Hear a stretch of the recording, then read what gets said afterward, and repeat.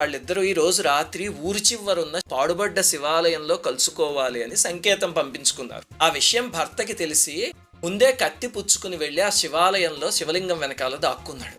వీళ్ళిద్దరూ ఎవరికి వాళ్ళు విడివిడిగా అక్కడికి వచ్చారు. చీకట్లో సంగమించకూడదు కదా, శాస్త్రం చెప్తుంది. అందుకని అది గుర్తొచ్చి రాజకుమారుడు అన్నాడు దీపం ఏర్పాటు చేయని. వెంటనే ఆమె పైట కొంగు చించి ఒక వచ్చేసి అక్కడ ఉన్న ప్రమిదలన్నిటిలోంచి నూనె పోగు చేసి నెమ్మదిగా ఒక దీపం వెలిగించింది.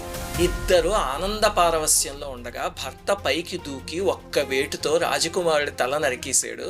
ఆ భార్యని చంపేసి తను కూడా పొడుచుకుని చనిపోయాడు పాపం. చిత్రం ఏమైందంటే శివదూతలు వచ్చి ఆ ప్రేమికులు ఇద్దరిని కైలాసానికి తీసుకువెళ్ళడం మొదలుపెట్టారు. యమభటులు వచ్చి బ్రాహ్మణుడిని పట్టుకున్నారు. ఆ బ్రాహ్మణుడు లబోదిబో అని మొత్తుకుని ఇదేమిటి తప్పు చేసింది వాళ్ళు అంటే అప్పుడు శివదూతలు అన్నారు, ఈరోజు కార్తీక పౌర్ణమి, శివాలయంలో తెలిసో తెలియకో దీపం వెలిగించారు.